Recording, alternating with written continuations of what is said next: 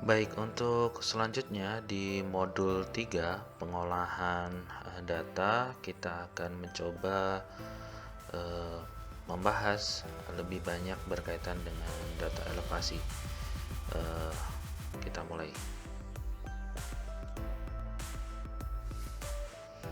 Baik, pada slide ini saya coba tambahkan beberapa highlight dari desain akuisisi data yang sudah kita sampaikan di video sebelumnya. Kita tambahkan ilustrasi untuk posisi, misalkan kita punya base di sini dan juga kita punya data pengamatan di lapangan yang ditunjukkan simbol segitiga terbalik ini. Nah, kemudian sebelumnya sudah saya sempat diskusikan di video sebelumnya, ilustrasi kita bisa saja membagi tiga lintasan ini menjadi zona merah, kuning, dan hijau. Dan kemudian kita coba sajikan untuk analisis atau untuk perbandingan, bisa dalam bentuk satu kurva ataupun misalkan untuk tiga kurva. Kalau kita mencoba mengidentifikasi menggunakan satu plot, satu kurva, kita coba identifikasi misalkan bagian sebelah kiri berarah selatan utara ini sebagai zona merah. Kita akan coba tunjukkan di bagian ini. Kemudian arah barat timur ditunjukkan zona kuning berada pada rentang ini, dan kemudian bagian ketiga itu adalah zona hijau,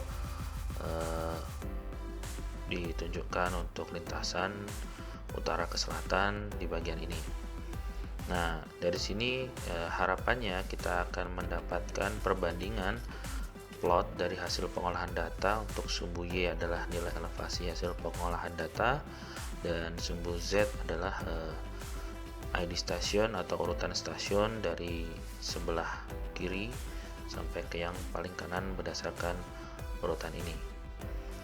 Nah, dari sini kita akan menggunakan satu titik referensi atau bisa menggunakan dua titik referensi.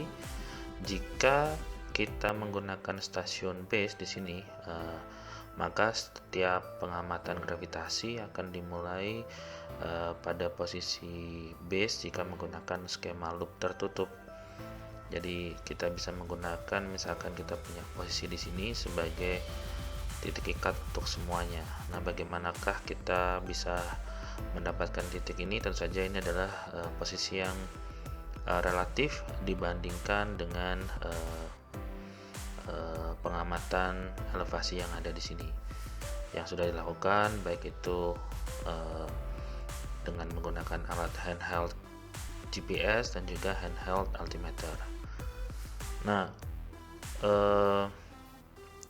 bisa juga menggunakan referensi jika di sekitar sini memiliki stasiun benchmark yang memiliki informasi ketinggian, dan di sekitar sini memiliki stasiun benchmark yang memiliki informasi elevasi. Jadi kita bisa menggunakan dua bagian itu untuk saling mengikatkan nilai pengamatan, baik itu data GPS, altimeter, maupun survei leveling. Jadi sebagaimana yang sudah disampaikan sebelumnya, pengolahan data dilakukan untuk mendapatkan nilai elevasi yang bisa dibandingkan antara data altimeter, handheld GPS, dan juga survei leveling. Kemudian nilai elevasi diproses untuk setiap stasiun pengamatan gravitasi. Jika berkemungkinan ada beberapa stasiun yang mungkin terlewat atau mungkin tidak ada pengamatannya atau tidak ada datanya, kita perlu tunjukkan, dan juga berdasarkan tren atau pengamatan secara kualitatif yang dilakukan di lapangan, kita bisa mencoba mengamati bagaimana estimasi untuk stasiun yang terlewat itu. Sebagai contoh, kalau kita perhatikan posisi dengan lintasan selatan menuju utara berkemungkinan cenderung meningkat elevasinya atau semakin tinggi di bagian utara. Demikian juga untuk sisi di sebelah timur ini juga. Sedangkan untuk posisi atau lintasan barat timur berkemungkinan akan relatif datar atau mungkin akan ada undulasi. Nah, seberapa besar undulasinya bisa ditunjukkan di dalam hasil pengolahan data tersebut. Nah, ini adalah ilustrasi misalkan kita punya hasil pengolahan dari 3 data tersebut. Misalkan contohnya kita punya data handheld GPS yang sudah diproses, kemudian juga survei leveling dan juga data handheld altimeter yang sudah diproses. Kita bisa bandingkan dan kita bisa lakukan analisis berdasarkan plot data ini.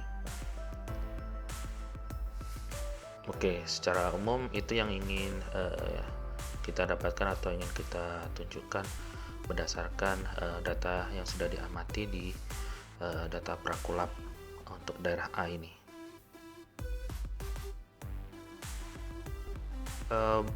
Selanjutnya beberapa referensi yang mungkin relatif sederhana, mungkin bisa dibaca di search, di googling di internet. Yang beberapa judul saya coba tunjukkan, mungkin bisa dimulai dari sini. Selanjutnya mungkin Anda akan bisa mencoba mencari yang lebih banyak dan mungkin bisa menjadi inspirasi untuk pengolahan data tersebut, sehingga mungkin akan lebih luas beberapa sudut pandang berkaitan dengan pengolahan data. Oke, tentu saja data yang terlibat di sini mungkin tidak sama persis sebagaimana yang ditunjukkan di data Prakulab daerah A, tetapi mungkin beberapa penjelasan lebih detail ini adalah awal dari artikel sederhana yang mungkin bisa menjadi pijakan untuk bisa dibaca dan kemudian mencari sesuatu yang lebih banyak lagi. Demikian, terima kasih untuk video kali ini. Sampai jumpa pada video selanjutnya. Terima kasih.